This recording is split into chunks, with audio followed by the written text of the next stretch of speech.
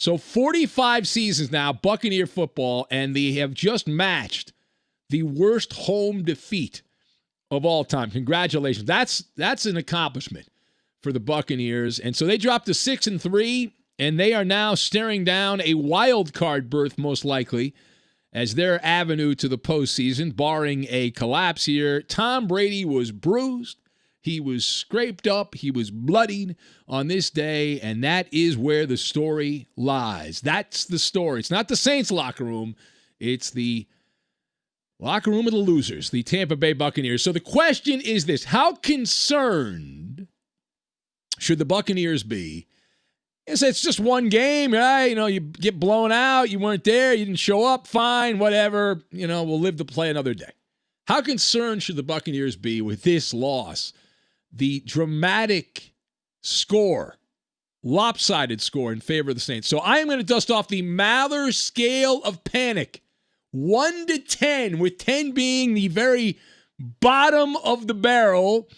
And this is, on the Maller scale of panic, an 8.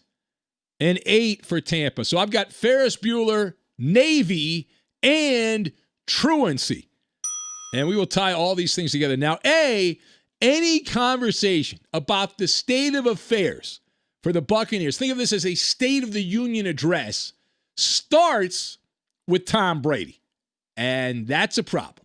That is a problem. And Brady was so far ahead of Bill Belichick in this head-to-head competition between Brady and Belichick. Belichick has his opportunity to get back in the win column against the Jets on Monday Night Football. But for Tom Brady, this was not just a step back.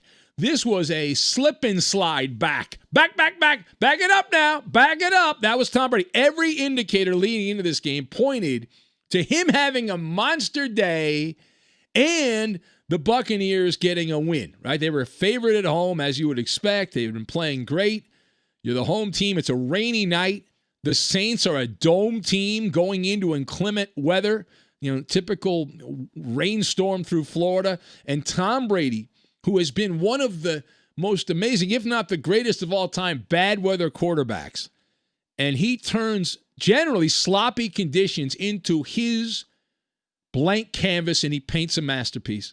He does. He paints a masterpiece. And you know what happens when you assume, though, because as we found out here in this game, it makes a donkey out of you and me when you assume things aren't always as they appear to be. Tom Brady's performance sucked the air out of the Buccaneer locker room with all those negative plays. And it reminds me when I learned a very valuable lesson in an old Hollywood movie from years ago, Ferris Bueller's Day Off. And Ferris Bueller said back in the day that life comes at you fast. And Tom Brady played like you would think a mid-40 old geezer quarterback would play. And the numbers do not lie. Brady completed less than 60% of his passes. He averaged 5.5 yards per pass attempt, which is terrible. No touchdowns. He had all those interceptions and a 40.4 quarterback rating. The Saints scored 14 points off of Tom Brady's 3 interceptions. If it's possible, he was actually worse than the stat line.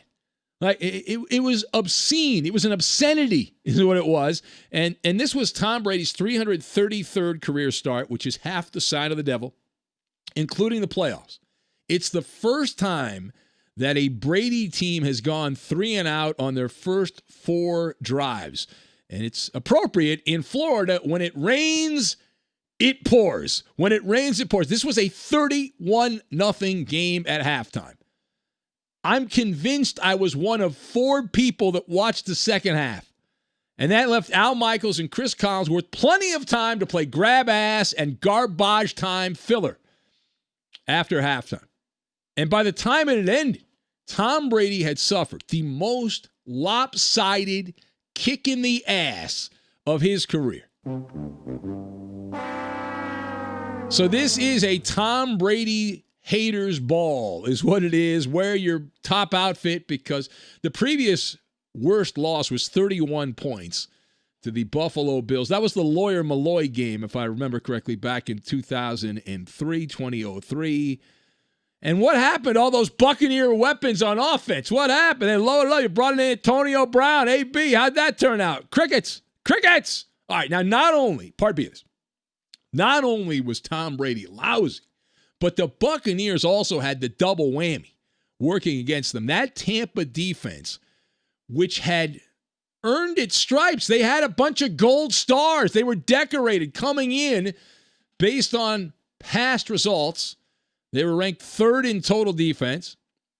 That's how many yards you give up. And 7th in scoring defense, which I believe is more important.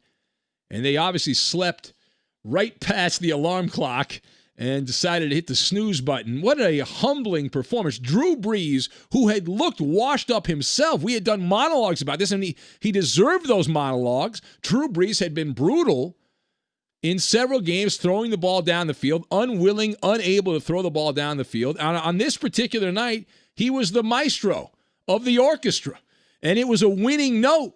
Hum baby for the Saints offense as they went warp speed.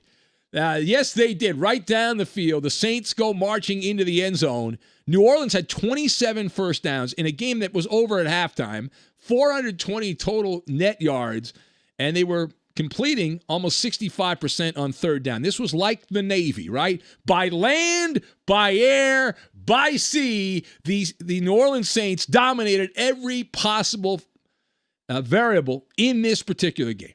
And the Buccaneers made sure to provide plenty of sloppy tackling. They got pushed around like they were straw men at Halloween, right? At the line of scrimmage there, it was the adults versus the children is what it was. And the Saints were the adults and the Buccaneers were a bunch of kids, got shoved around right down their throat. And that defense, right, that Buccaneer defense, that's the calling card. That's the reason we buy the Bucs. And what was that? That was embarrassing. You got to downgrade the Buccaneers after this performance. If you don't, you can say, well, it's a one-off. No, it's not a one-off. That was a test. They had already lost to the Saints in the division. You come back, and that's the performance? That's the team you represent? Come on. It's a joke. They took a long walk off a short pier. Now, the last word here. So Bruce Arians was pretty frank last week. He admitted the Buccaneers did not show up ready to play against the Giants. We talked about that. We were here after the Monday night game. And New York is a bad team. Now, they've won some games because they're in the NFC East, and so they have a chance to make the playoffs because of the division they're in, but they're not good. They're lousy. And because of that, Tampa was able to come back and win that game with a strong showing in the second half. But this game on Sunday night, the Buccaneers, they looked like they were lost out in the woods at nighttime. They didn't have a compass, and they didn't have a flashlight, and they didn't have a prayer on this particular night. And this is a boat race situation for Drew Brees and the Saints, who showed up, said good afternoon, good evening, and good night to the Buccaneers. And so because of this now, because of the Buccaneers, it's one thing if you lose a close game, you're like, all right, we're getting there. We're closing the gap. Now, the gap is the size of the Grand Canyon between these two teams. When you look at what happened the first week and now what happened here. But New Orleans is in the driver's seat to take the NFC South. They're 6-2 record. They have the 2 games in hand. They swept the season series, so they have an extra game lead over the New Orleans Saints. And when you look at the ebb and the flow of the NFL season, you have to ask if the Buccaneers, dare I say it, peaked too soon. Right? Now, am I overreacting? I don't believe I am. That's my knee-jerk reaction. When I see that performance, I'm like, well, they beat up the Packers at home. They destroyed the Raiders in Vegas, and this is what you got? All right, couple of woodshed wins. Now you get taken to the woodshed.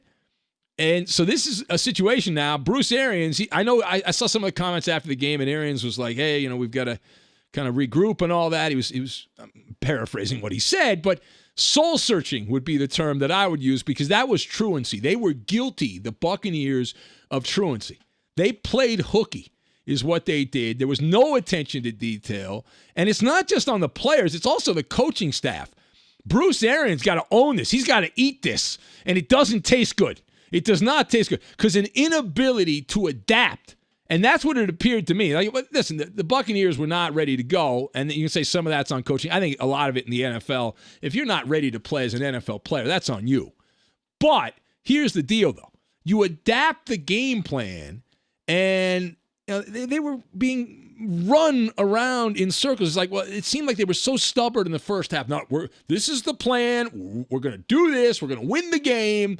And they kept giving up touchdowns, and Brady wasn't helpful.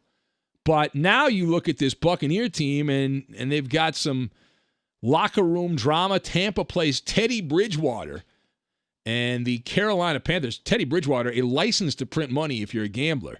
And they covered the spread in Kansas City on Sunday. But Teddy Bridgewater and the Panthers at home that's at Carolina. That's at a game on the road for the Bucs. Then they come at home with the Rams and the Chiefs. You assume out of those three, the most likely win would be the Rams because Jared Goff will be twisted into a pretzel by the Buccaneer defense, even though the Buccaneer defense showed they're not that great. Jared Goff's even worse.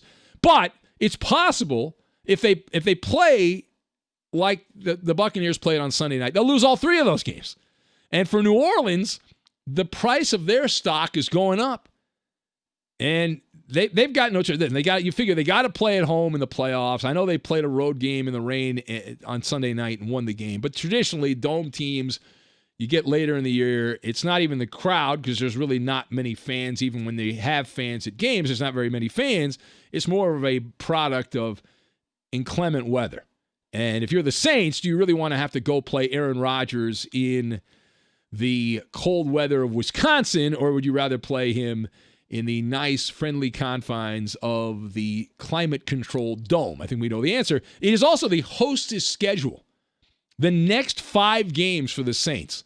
So they're at 6-2, and they have a clear path to get to 11 wins by winning their next 5. They've got the 49ers, a shell of a 49er team with a bunch of backups who are playing. That's at a home game for the Saints. That's a win. They play the Falcons in the next 5 games twice. And even though Atlanta's won a few games, you figure the Saints should win both those games. They'll be favored in both those games. You got the Broncos, who really, you talk about laying an egg. What was that? Again, come on, against Atlanta. And then you got the Eagles, who everyone wants to play because they're in the NFC East. So it's setting up very nicely for the Saints. I still have my doubts about Drew Brees, but I got nothing bad to say. He was great in this particular game. I still flash back, though, to early in the season when he was on the ropes. There was a standing 8 count for Drew Brees, but you wouldn't know that based on the way he played in this game on Sunday night.